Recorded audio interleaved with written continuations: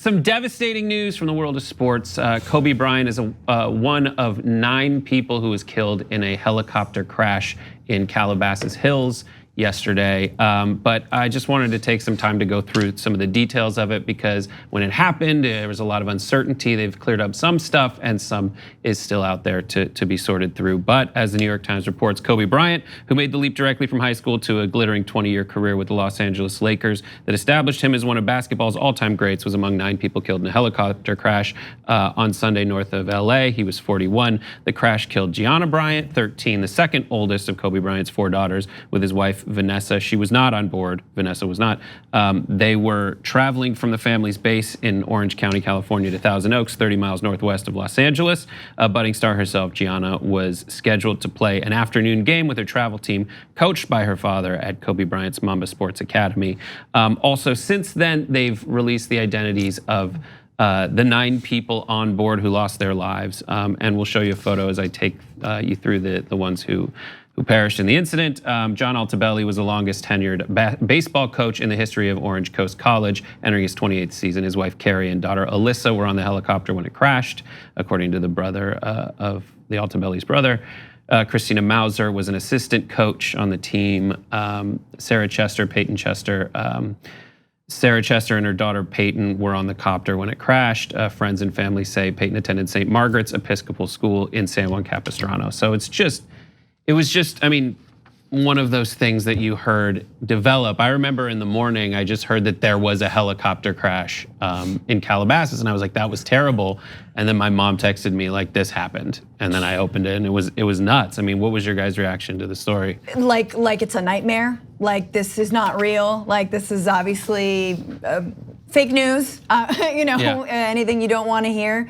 Actually, it's been a weird few days in LA because I'm a transplant here. I moved here like a year ago, and there was this crazy fog that started moving in on Friday. And I was like, what is this fog? And it was a little Stephen King-like. I mean, there's like a book called The Fog. It was creepy. There was an air of creepiness, and I was like, my little witch sense was like, something's going on. I don't like this. I haven't seen fog like that in probably 9 years, 10 years. I remember there was one year where all summer it was fog like that. Right. And I had just moved to like a place where like the beach, and everyone was like, I'm sorry, it's just like this. But I don't see that fog ever. Yeah, it was like, what is this? Like, it's LA. I was like, is this night smog? Like, is that a thing? Did that happen? Like, no. And then hearing this, and the fact that his daughter was on board, and being here, feeling the whole city just kind of mourn in just like utter shock. My boyfriend's a huge Lakers fan, and this was just devastating. I mean, and people have been out at Staples Center. He bought roses, and I was like, oh, babe, they're for me. No, they're for Kobe. And yeah, we're just taking the time to process this. Yeah. This is actually the first that I saw the identity of some of the other people that were on board, and it's every added name is just that much sadder when you can put a face and a little bit of a life to a photo. It makes, like, I started thinking about the Iran flight that went down as well. There's something about these crashes that you put yourself in this position where you're relying on a person or people and technology, and you just expect, because air travel is generally exceedingly safe. And yet when it fails, just thinking about the fact that like you want death to be surprising and fast. Like the idea that experience, knowing that you're with family members in multiple cases here, it's not an intellectual position. I hate it more than anything I can think about. The idea of a person being in that moment, knowing there is nothing that you can do. I just hate that it can exist. Yeah, and also I should add that the helicopter pilot also died in the crash. So just to give you an idea of the flight path, some more details that are coming out, because for some reason that gives me solace to like know more about what happened. Took off from Irvine, and there's certain parts, I felt so frustrated when I was watching CNN coverage of this, because they brought in someone who just speculated in the way they were describing Los Angeles. She was like formerly part of the Transportation Safety Board, and she shows where the parts where like there are little circles. She was like, oh, it seems like that's where the problem was. No, it wasn't. According to recent reports, they got close to airports across as they were going around, and air traffic control basically said, just wait because there's a plane landing. So they kind of stopped there. There's one thing you might have heard, these special visual flight rules, or SVFR. It was very foggy, so the pilot asked for these special rules. While SFVR clearance is pretty normal, it's not something that's often recommended if you're a pilot and you're in marginal conditions or changing conditions that might become marginal. You might call air traffic control to request that, and that just means that you have to use different kinds of ways to navigate when you're flying. Things like following, you check in with air traffic control more often, and then you also use like freeways to get around. You're like, I'm gonna follow, and they did. They followed the 118 and they went to the 101. They were trying to fly above the cloud line, right, to get above the fog. It depends. I don't have those details. Yeah. What I do know is that there was a certain height that they were at that was too low for certain rules to apply. But they're all still so sketchy. But what really got me was the way that people are reacting to this. And there's so many, and I remember right after I was like looking for Magic Johnson to say anything, because like that's the generation I grew up watching the Lakers with, and then Kobe for 20 years.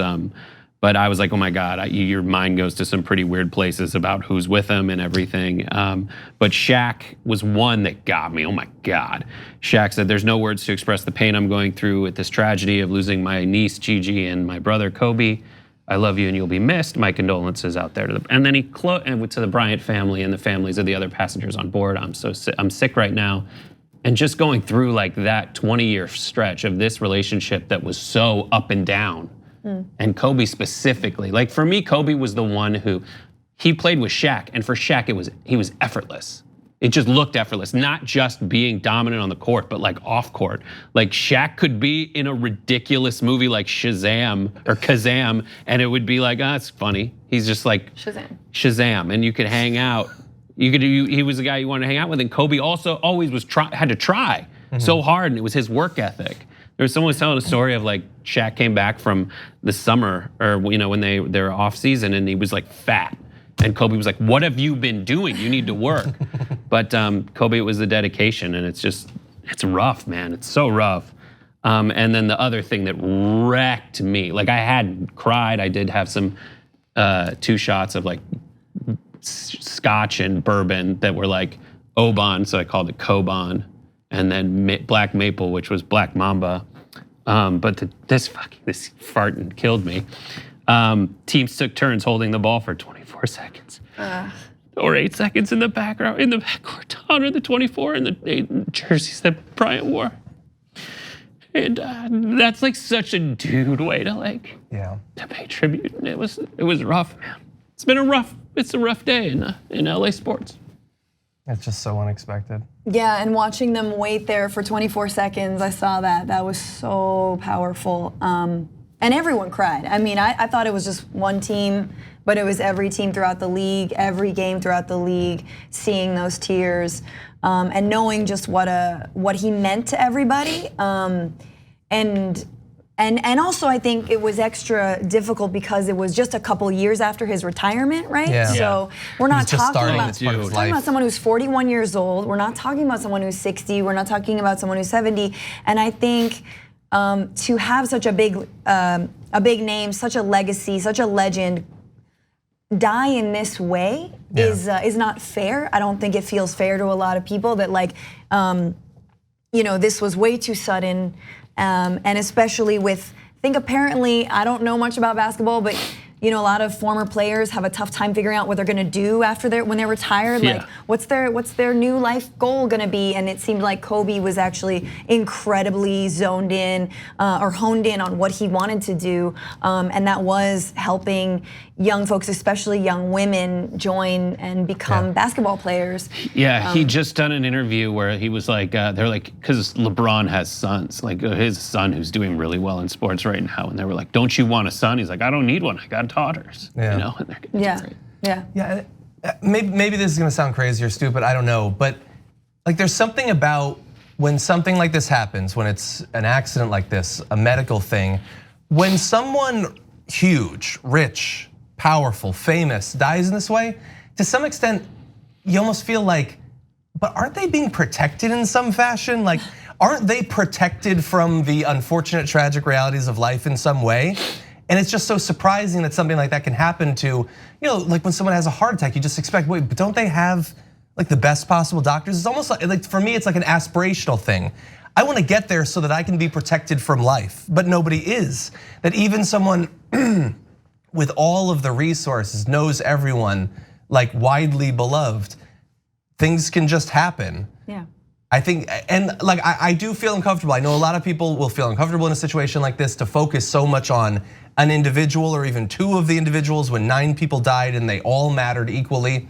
But you just expect that certain people are going to be protected from these sorts of things. And when they're not, it's a reminder to us that we are not either. Thanks for watching the Young Turks, really appreciate it. Another way to show support is through YouTube memberships.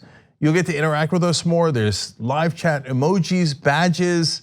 You've got emojis of me, Anna, John, JR. So those are super fun. But you also get playback of our exclusive member-only shows and specials right after they air. So all of that, all you gotta do is click that join button right underneath the video. Thank you.